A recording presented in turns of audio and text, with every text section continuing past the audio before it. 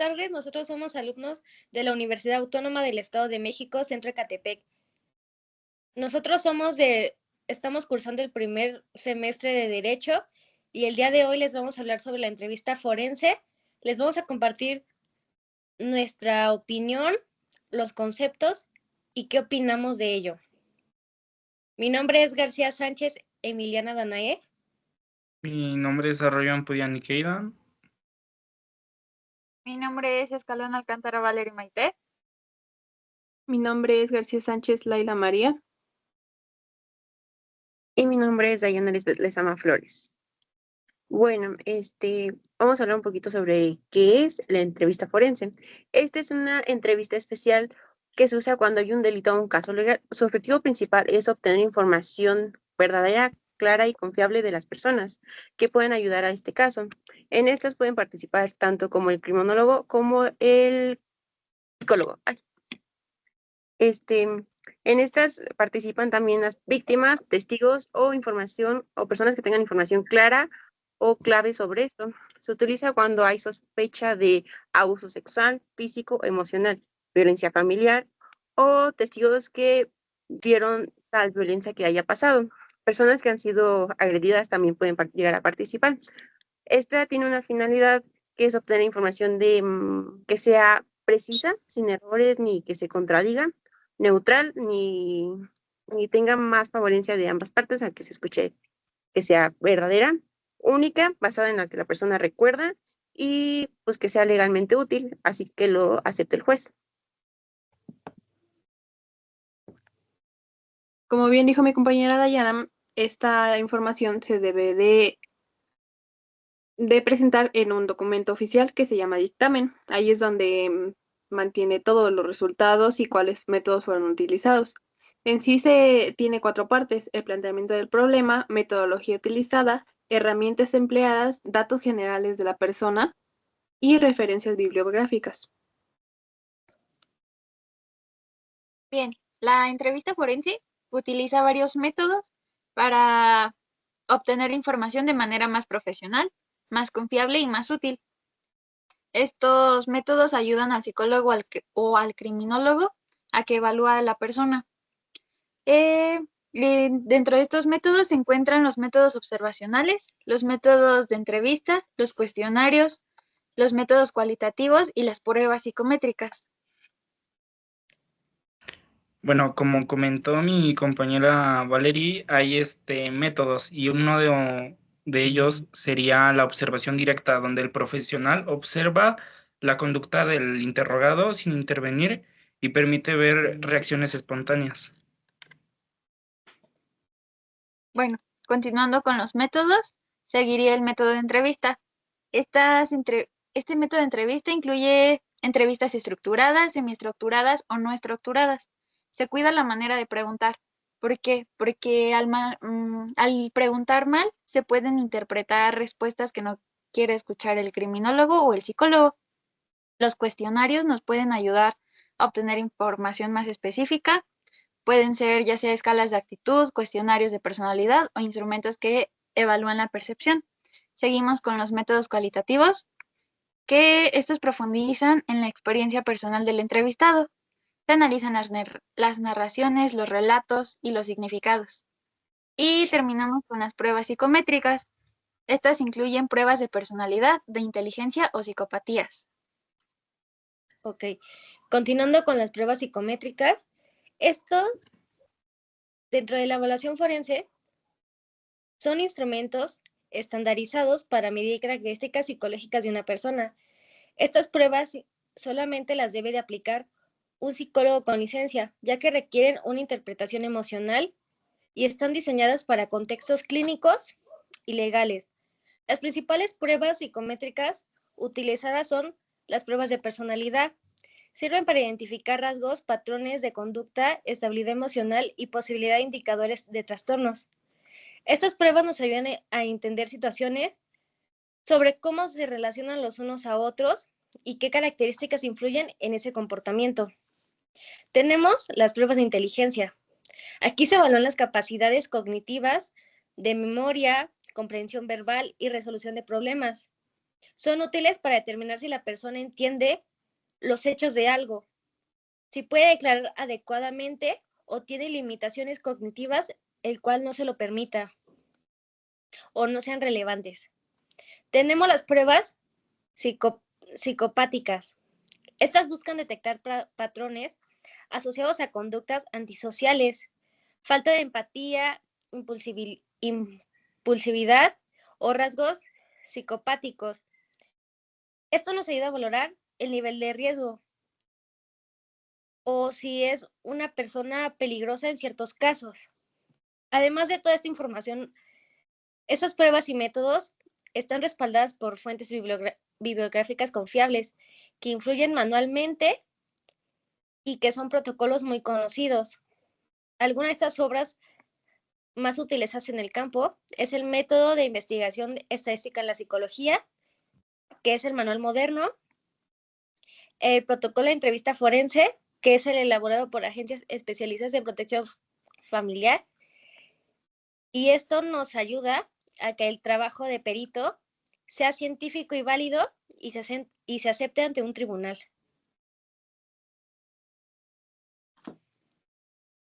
Y pues Bueno, con esto, ahora vamos a debatir sobre lo que pensamos del tema. Bueno, primeramente quisiera decir que me parece demasiado interesante en cómo, en base a un acto que dicha persona haya causado, se tiene que evaluar literalmente todo de esa persona. Realmente me parece muy, muy interesante el por qué, el cómo siempre buscan el por qué y cómo existen diferentes métodos para hacerlo. claro, como el método de la entrevista, ¿no? Donde en la entrevista es una de las herramientas más utilizadas en la evaluación forense, donde se enfoca en cómo hacer preguntas y cómo se estructura la entrevista, ya que conforme a ello puede entender si el acusado está mintiendo o no, viendo en la forma, en cómo habla, cómo se mueve, cómo se expresa e incluso en sus emociones. Igual metiéndonos un poco en el tema de los métodos observacionales, creo que igual aplica en la vida diaria, ¿no? No necesariamente como en algo legal. Por ejemplo, creo que muchos hemos utilizado el, ay, yo sé que me estás mintiendo, porque como que cambia mucho la manera de expresarse de la persona, o tan solo cuando se pone nerviosa hablando del tema. Claro, o no sé si han llegado a escuchar que cuando una persona llega a ver hacia la derecha, hacia abajo, es porque está mintiendo. O sea, son como cosas que están relacionadas con el tema para saber si está mintiendo la persona o no, ¿no? Ajá, el hecho de Mm, cómo se fijan en los detalles, realmente es muy, muy interesante y me parece increíble cómo las personas tienen que estar al pendiente de todo, o sea, literalmente sus 5 sentidos, estar viendo todo, todo acerca de esa persona. a mí se me hace muy interesante que no todas las pruebas pueden ser funcionales en el momento del ámbito legal y que pues básicamente te analizan todo. Pueden influir tanto tus emociones, la forma en que te comportas, a qué lado estás viendo, no sé, que si te pones nervioso o así, puede llegar a delatar cómo eres o cómo piensas al respecto. Sí. No, Aparte, no, si quieres decir. perdón. No, Bueno, pues, lo que se mencionaba en los métodos de entrevista, ¿no? Que cuida mucho el entrevistador como pregunta para no presionar al entrevistado sobre contestar una cosa en específico. O sea, sino que conteste de lo más natural posible y que no se Claro, sienta... creando un ambiente seguro para esa persona, ¿no? Ajá, hablando de eso, también, bueno, me puse a pensar en los riesgos de la entrevista forense, ya que también se corre el riesgo de que existan falsas confesiones. Entonces, a mí me parece muy interesante lo capacitado que están los psicólogos para que no sea tan fácil de manipularlos y puedan identificar, o sea, hasta la mínima señal de engaño o de falsedad. y pues igual siento que también es muy riesgoso si por ejemplo, el acusado es muy bueno pues controlando su lenguaje corporal, que también puede llevar a una desgracia, ¿no? O sea, y si sale mal, esto puede llevar a prejuicios sobre los entrevistados forenses, ¿no? De que no sirve o que afecta a los relatos, que los pueden manipular también, bueno, pienso yo. Es que es eso, porque también existen muchas personas que son demasiado hábiles para engañar a la gente. O sea, también saben utilizar ese tipo de cosas como para a su favor. Y es por eso que creo que existen diferentes métodos por los cuales es como, si no funciona este, me voy por este, si no es este, voy por este, porque al final de cuentas, lo que se busca es entender a la persona, ¿no? Entender el por qué pasó, el por qué lo hizo, el de entender sus miedos, su pasado, o sea, más que nada su historia de esa persona. Sí, Adaptar sí. técnicas, ¿no? De cada caso. Sí, de Ajá, hecho, antes de hacer el proceso se investiga su pasado para saber cómo, por decirlo así, cómo, en qué aspecto atacar, ¿saben? Sí. También creo que como la tecnología está avanzando, creo que también está muy bien que esto ya se pueda grabar para que con el tiempo ya podamos tener más material y no sea de tan fácil de manipular la entrevista, o sea, de que no me dijo esto así, ¿no? Incluso como para que no se quede solo con la opinión de un psicólogo, ¿no? O sea, que lo puedan analizar Sí. entre varios. Y lo padre es que también lo pueden ocupar con las víctimas. Las entrevistas forenses también funcionan para las víctimas. Y volvemos a lo mismo, o sea, se crea un ambiente detallado para que tengan la confianza de contar su versión de los hechos. sí, Sí, o sea, es existe, y, sigue, sigue, eh, sigue. crear un ambiente muy seguro de apoyo para que la víctima sienta que está platicando con alguien cercano, porque igual también puede ser un trauma para la víctima y su memoria puede fallarle y ellos tienen que encontrar como un hueco para saber el qué pasó. Sí, por eso principalmente se busca tener una cierta conexión con el acusado y que haya un ambiente sano para que la persona se pueda expresar bien, libremente, entonces, para que pueda ver bien esos detalles, ya que yo creo que todos no reaccionamos como normalmente reaccionamos cuando estamos nerviosos así, entonces es lo que busca el perito, o sea, tener una cierta conexión con la persona y un ambiente estable para que el acusado reaccione a las preguntas bien.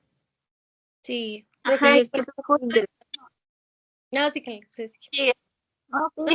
Es que eso es muy interesante, ya que pues podemos pensar que no tiene nada que influir el espacio en el que estamos, o bueno, en el que se está haciendo la entrevista, pero pues tiene que crear confianza, detectar, pues, cualquier detonante que esa persona pueda tener para que no se le crea una desconfianza para que no nos deje muy bien saber lo que está pasando. O sea, pues ya que si no nos genera, bueno, en este caso, si no genera tanta confianza esa persona, pues claramente no se va a poder saber de una manera precisa lo que está diciendo, ya sea, pues en eso ya se usan los métodos. Y las pruebas psicométricas también. Porque, por ejemplo, en la de personalidad vemos los rasgos, sus patrones de conducta, porque evidentemente los seres humanos no siempre actuamos de la misma manera. Y ahí ya podemos de que ver quién sufre de una inestabilidad emocional, o si tiene un trastorno. Pues es Ajá, que ah, sigue, no, sí. no, sigue, sigue. Bueno. El chiste es hacerlo algo más ético, más humano, se podría decir. Como que, o sea, un ejemplo, como cuando no sé si han visto los juguetes esos que se van haciendo de grande, chiquito, chiquito, chiquito, chiquito. Creo que tiende a hacer eso. O sea, el chiste es encontrar el punto en el cual se manejan ese tipo de emociones, se manejan ese tipo de acciones, el por qué lo lleva a eso, o o el motivo por el cual o si tiene una relación con la persona, dado que sea el caso, pues saber qué es lo que pasa, porque realmente hay que ser más humanos en esto, porque probablemente esas personas no saben manejar esas emociones. Y creo que es más que nada el hecho de que no les han enseñado mucho en su hogar o no lo han querido aceptar o realmente no quieren saber sobre eso. O los hacen ver más más débiles, o ellos pensar que ellos piensen en eso, ¿no? Bueno, igual las ventajas son muy buenas porque protege la integridad emocional de la víctima, se reduce la contaminación del testimonio, nos permite, o bueno, le permite al entrevistador, al psicólogo o al criminólogo obtener información más detallada, lo que ya mencionábamos. E igual, eso no lo hemos mencionado, se puede utilizar en pruebas de juicio. Ah, sí. Por eso tienen que ser muy serias para que se tomen, que le den Para relevancia. Ajá. Ajá. ¿Y alguien sabe más o menos sobre el proceso? ¿O no? No, la verdad no. Pero del proceso de la entrevista, porque como les mencionaba, o sea, no es solo para los acusados, también para las víctimas. Sí, justo. Ajá, Bueno, pero cabe recalcar que no, según yo, ok, gracias. Que según yo, también esto se usa, pero más en niños o personas con retraso en el desarrollo.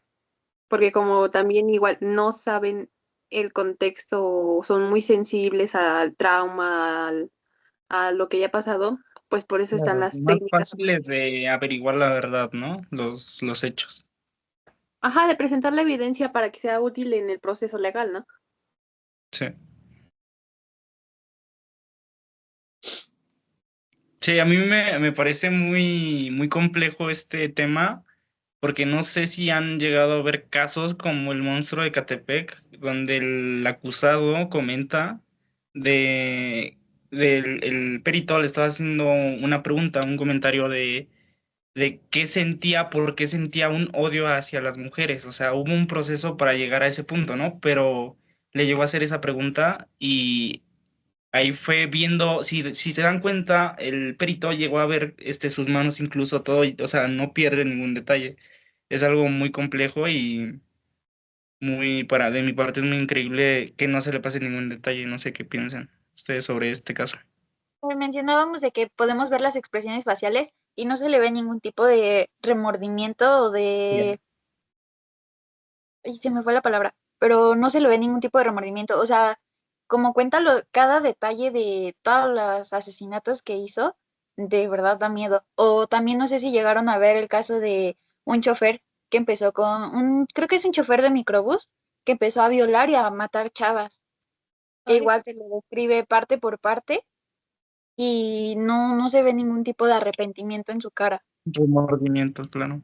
ahí sería las pruebas psicópatas, porque ahí ya detectan los patrones de que, por ejemplo, la falta de empatía, como ustedes mencionan, o que no tiene ningún remordimiento y ahí ya se le aplicaría otra sanción y se le juzgaría de una manera diferente. Ajá, Ya que, pero es que igual, Ajá, bueno, igual en eso, también recordar que él tenía una mujer, una esposa, y también la manera en la que buscaron, y creo que sí le preguntaron el por qué con ella no le pasaba lo mismo. Y si no mal recuerdo, ella igual tenía un ligero o algún Cosa trauma, mental. un trauma Sí. mental, y pues como que se vieron como que, sí, puede decir que son sus mitades, y tienen al final de cuentas como que el mismo trauma o el mismo odio hacia las mujeres. Y sí, como dice mi compañera Maite, el hecho de que no se le viera remordimiento en el rostro, en la cara o en todos sus gestos, sí me da la pregunta de, ¿en realidad vivimos con muchas personas así, ni siquiera nos damos cuenta? O los que no estamos especializados en eso, ni siquiera nos damos cuenta. y me parece que Claro, lo de la esposa es porque tenía un retraso mental y él supo cómo manipularla. Creo que fue eso, Sí, que supo de que hecho, el pueblo cambió su manera de como pensar. comenta, sí, como comenta Valerie, y no sé quién, creo fue Diana, que comentó que normalmente este tipo de procesos se le hace más a personas con ligeros retrasos mentales o menores de edad porque es más fácil llegar a ellos en la cuestión de emocional y como que suelten la verdad más rápido. Y en el caso del monstruo de Catepec, hicieron ese proceso con la mujer del monstruo de Catepec por la cuestión que ella tenía un retraso mental y a lo que estaban haciendo la pregunta del por qué no la dañó, fue por la cuestión que él, gracias a ella, complementó con ella muy bien, ¿no? Pero también la utilizaba para tener víctimas, ya que no sé si sepan que ellos publicaban en grupos de Facebook o así, que regalaban ropa y es así como obtenían sus víctimas, o sea. Sí, también vi que la esposa les decía, ay, vente, mira, te quiero enseñar algo, y ahí las mataban, y es algo muy desafortunado. Pero pueden ver que todo tiene un trauma, que todo lo que pasó lo vivió, tienen daños, o sea, tiene ¿cómo decirlo? Un pasado. Ajá, un pasado que llega a eso, como por ejemplo que su mamá tenía relaciones enfrente de él o así, que llegó a hacer Sí. que el propio hombre odiara a su madre y odiara a todas las mujeres y que no se arrepintiera de que nada de lo que hizo y que si volviera a salir de la cárcel volvería a hacerlo. Creo que esa es Posiblemente. la parte que da un poquito más de miedo, ¿no? Sí, Porque lo que me sorprende mucho es que sepan la fecha exacta en la que empezaron a hacerlo y cómo fue que empezaron a hacerlo. O sea, que recuerden cada detalle.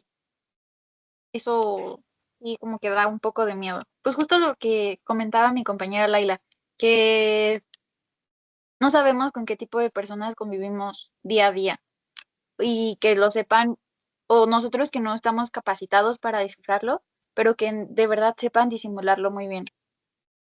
Pues es que al final son psicópatas, nunca se van a arrepentir y no entienden el por qué está mal. Es de miedo, ¿no? Demasiado, la verdad, demasiado. Pero no sé, o sea, me intriga mucho porque pues al final de cuentas, este, muchos podríamos utilizar esas técnicas como para saber, así, bueno, se puede usar en la vida cotidiana, ¿no? Por ejemplo, claro. este, en cuanto a ese caso del monstruo de Catepec, yo sigo impactada, lo vuelvo a repetir. No sé cómo, o sea, en lo personal, cómo puede haber ese odio y cómo, el hecho de no saber manejar sus emociones. O sea, ¿cómo decirlo? ¿Cómo podemos o a qué punto podemos llegar si no sabemos manejar nuestras emociones, si no sabemos manejar nuestro pasado, nuestros traumas? O sea, vean hasta dónde pudo llegar él.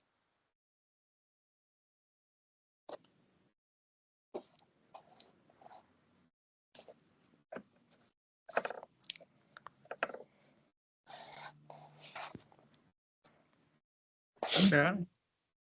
Pero pues pueden ver que para eso todo se necesitan datos, se necesita saber la información de todo él, o Claro, sea, es como parte de un método. el nombre, el estado, datos escolares, datos laborales, para saber qué es lo que está pasando realmente. Sí, claro, yo ya quería comentar desde hace rato esto y volviendo al tema, es un proceso y ese proceso, esa parte sería en método del estudio del caso, donde se profundiza el análisis de un solo individuo, integrando información detallada de varias fuentes, ya sean personas claramente, ¿no? Estudio del caso.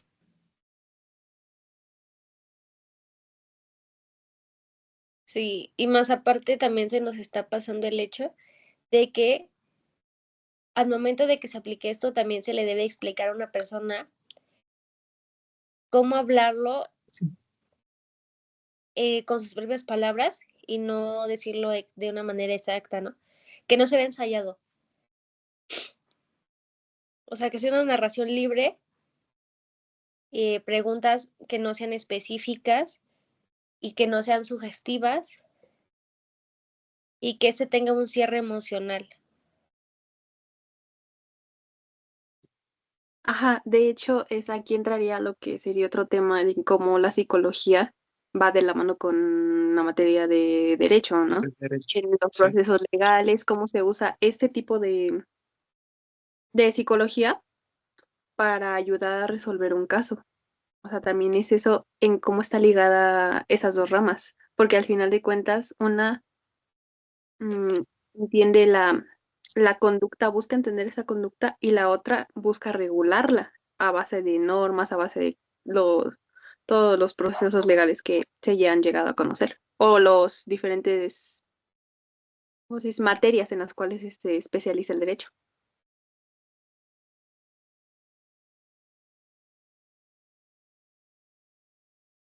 Y en esta también podemos ver que tiene beneficios pues legales, ya que pues gracias a esto podemos tener testimonios válidos que no se pueden llegar a contradecir, como lo que estaban diciendo. Así también puede ayudar a determinar si hubo un delito o qué pasó o cómo sucedió en las causas y permite actuar con mayor certeza.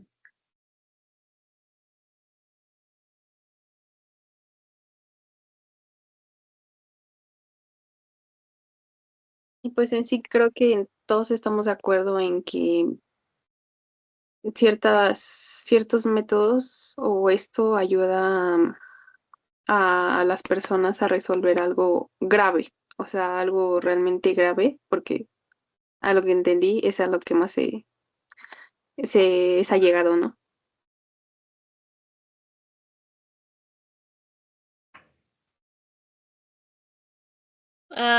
También siento que algo que se nos pasó es que siento que mucha gente cree que solamente basta con una entrevista, pero realmente no es así. Se tienen que hacer varias sesiones para, pues poco a poco, para que se respete la sensibilidad, la objetividad y pues más que nada para que no esas prácticas se mantengan en confidencialidad para garantizar que esta persona sienta que está en un espacio seguro. Y siento que muchas veces en el sistema judicial van a creer que con una sesión es más que suficiente cuando no.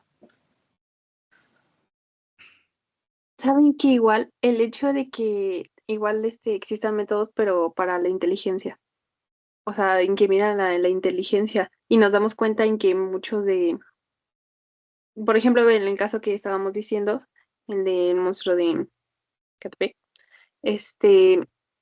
cómo fue muy inteligente al manipular a su mujer y el hecho de que también, pues, saber dónde esconder los cuerpos, creo, si no mal me equivoco. Pero bueno, a lo que quiero llegar es que al final de cuentas son muy inteligentes para eso. O sea, como que usan mucho su inteligencia para ocultar eso, pero no para regularse a sí mismos, ¿saben? Sus emociones, ¿no? Ajá, exactamente. O no sabe sobrellevar esa situación y lo único que quieren hacer es desaparecer. No sé, la verdad se me hace muy, muy increíble. Sí, creo en ese aspecto sería la valoración de la imputabilidad, donde, digamos, en el caso del monstruo de Catepec, intentaban comprender si el acusado, que es su nombre real es Juan Carlos Hernández, comprendía la licitud o la gravedad de sus actos, ya que, bueno, en el caso que se desarrolló, lamentablemente, y como yo creo que ya llegaron a ver los videos, no presentó ningún remordimiento ni nada. Se le hacía algo como cotidiano y pues no, o sea, creo que nosotros sabemos que no. Ajá, como en su vida diaria era como de, ay, pues ya lo hice, ay, otra vez, ¿no? Sí, sin remordimiento, claro. ajá, como si fuera a comer o dormir. Algo, creo que ya se convertía como en una necesidad, ¿no?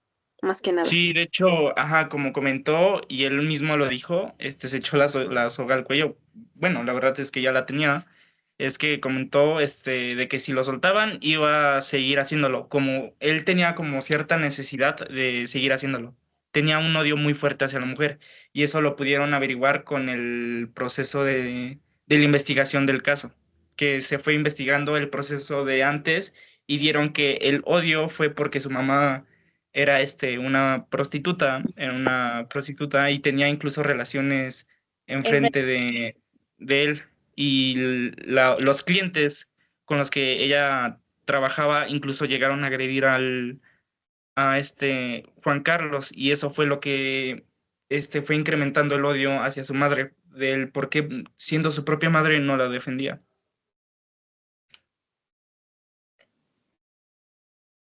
De hecho, aunque pues también la madre, pues se puede decir que tenía la culpa, porque, o sea, no es discriminar el hecho de ese tipo de trabajo. Lamentablemente, volvemos a lo mismo, es necesidad, ya, mm, tanto para ella como para él, como para comer, como para tener dónde vivir o dónde solventarse, y recurren a lo más fácil, se podría decir. Como digo, no discrimino ese tipo de trabajo, pero realmente no es sano para un niño. O sea, uno como niño, a nadie, a uno no le enseñan a ser padres, pero uno como niño siempre seguía por el ejemplo. Y creo que pues al final de Claro. cuentas no tuvo ese Sí, ejemplo. de hecho, a lo que tú comentas, el perito determinó que Juan Carlos Hernández, sí era imputable, o sea que entendía perfectamente lo que hacía y podía distinguir también perfectamente entre el bien y el mal. Entonces, no sufría de ninguna discapacidad mental. Él sabía perfectamente lo que hacía. Sí, pero también, pues volvemos a la parte de los traumas infantiles. Ok, si no se juzga cómo lo sacó adelante, por así decirlo, su mamá, pero creo que también la parte, o ni siquiera de ver a tus papás teniendo relaciones, ¿no? Sino que nosotros como adultos creo que tampoco nos gustaría ver a otra persona manteniendo relaciones sexuales con alguien más. Es como un momento muy íntimo como para que la mamá, por así decirlo, no tuviera el cuidado. O Claro. sea, fue una manera de sacarlo adelante, por así decirlo, pero creo que hasta eso pudo cuidarlo. Claro, Igual, o ¿no? sea, su infancia y su entorno influyeron, pero no justifican sus actos, ¿no? Oh, Ah, exacto. Ajá, o sea, al final de cuentas el tener relaciones y todo es parte del ser humano, ¿no? Bueno, de los seres vivos, ¿no? Porque al final de cuentas de ahí somos concebidos y estamos aquí, ¿no? ajá, Pero, pero ajá, viéndolo es un desde momento el punto de íntimo. vista de un niño, sí Ajá, como que puede llegar a ser, bueno, puede ser traumático, porque no están tan, ¿cómo se podría decir? No están tan al tanto de esto. ¿Por qué? Porque desde niños cuidamos la manera de manejárselos. Ahora exactamente. imagínate que no tenga, pues, se podría decir que no tuvo como el amor de mamá, mucho menos va a tener ese tipo de explicaciones. O el que, lo que ya mencionaron, sufría de parte de los clientes de la mamá, sufría este tipo de abusos, pues también es como de por qué mi mamá no me defiende. O sea, Claro, no, de hecho, ajá, sí, termina, no te preocupes. no sigue. Se te fue, ¿no? Claro, de hecho, el perito también determinó que él no tenía ninguna discapacidad mental ni nada, pero llegaba a ver a su pareja como una figura materna, ya que no sé si sabrán que incluso nosotros llegamos a buscar en la pareja que podamos llegar a tener o en la que tenemos, podemos llegar a buscar lo que nos faltó en la infancia. Mm, pues sí, pero podemos ver que también no podemos justificar las acciones que tenemos base a lo que estamos viviendo, estamos de acuerdo, ¿no? O sea, ya Sí. tenemos la claridad, la certeza de lo que, El el juicio. razonamiento para saber qué está bien y qué está mal. Sí, está bien, tuvo un trauma de chiquito, pero vas creciendo y ya sabes que pues no está bien, o sea, eso, ¿cómo decirlo? Sí te daña y pues piensas que pues ya, o sea, si alguien más lo hizo, ¿por qué tú tienes que volver a soportarlo? Porque, o tú, ¿por qué no lo puedes volver a hacer? Y pues eso es lo que no está bien, o sea, es cuando ya empiezan los factores de que estás te traumaron o te dañaron psicológicamente cuando estabas niño. Ok, bueno, vean, viéndolo desde esa parte, no es justificarlo, pero si no recibió esa terapia o si no tuvo un acompañamiento psicológico, pues obviamente sí va a distinguir en lo que está bien y lo que está mal, pero pongámoslo de esta manera. De chiquito, no sé, eh, te pueden llegar a espantar con muchas cosas. O sea, un niño percibe muy fuerte las cosas y puede, si no se trata psicológicamente, puede seguir con ese miedo hasta la adultez, hasta que lo empiece a tratar. En este caso no fue así. En este caso él decidió hacerlo por la parte mala. ¿Por qué? Porque era su manera de, pues, de descargar el odio que tenía hacia su mamá.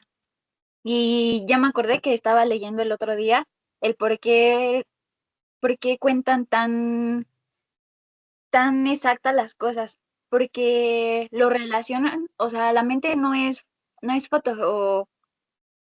fotográfica, pero es reconstructiva. Entonces, te acuerdas del sentimiento de ese momento y es como que, en este momento me sentía así porque estaba haciendo esto. Y empiezas como a recordarlo. Como por ejemplo, en un momento que estemos felices y empezamos a contarlo felices, ¿no? En ese momento, pues él sentía una descarga de odio, por así decirlo, y por eso lo cuentan tan detalladamente.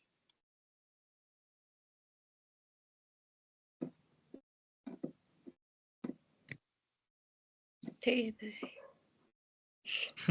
Pues está muy interesante. Siento que es un tema muy complejo, pero muy interesante y que evidentemente también va a evolucionar conforme la tecnología, ¿no? Sí, claro. Claro, o sea, yo como cuál es su punto de vista en este aspecto, en el tema con la relación de la tecnología.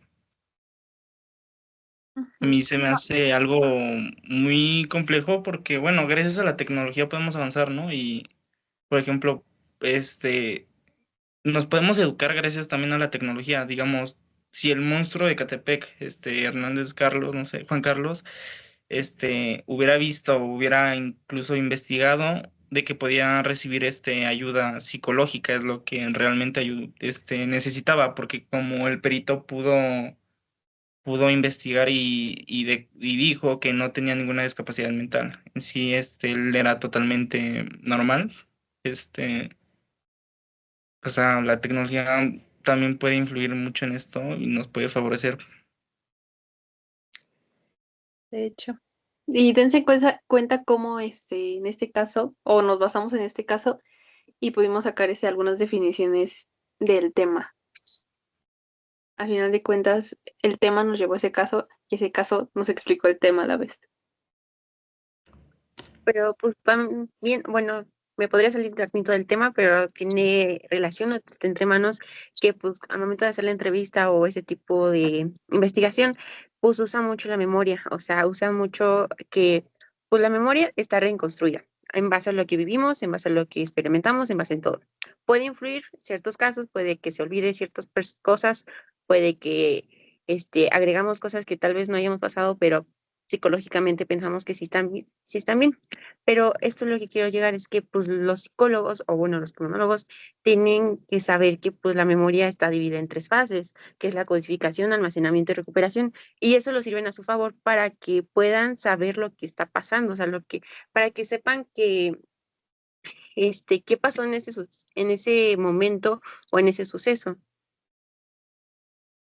Y que pues al momento de que pueda hacer una memoria que tenga traumas o así, puede llegar a tener shock y puede ser muy sensible, trabajar ese espacio y tienen que ser más sensibles con esa persona, porque no pueden entrar de un tema a otro gravemente sin saber si esa persona vivió algo mal o estuvo en shock o así. Igual es importante aclarar que la entrevista forense no es una terapia. Por más que esté el psicólogo y el criminólogo, no es una terapia. El objetivo principal es pues obtener información. No exploran emociones profundas. Simplemente es como sacar la información y pues se podría interpretar como tipo terapia, pero no lo es. ¿Por qué? Porque mezclan ese tipo de apoyo emocional para poder pues sacar la información. Ajá, entender el por qué o qué es lo que el detonante para que haga eso. Pero, pero bueno, no sé si tengan algo más que decir, una opinión. Pues mi opinión sobre el tema sería que es algo muy complejo. Yo creo que personalmente estoy en ceros casi en el tema, ya que se me hace súper complejo la cuestión, lo que es lo mental, y también de que los peritos, o sea, cómo pueden fijarse en el más mínimo detalle e incluso ver un movimiento de manos y ya pueden saber cosas, o sea, se me hace súper complejo.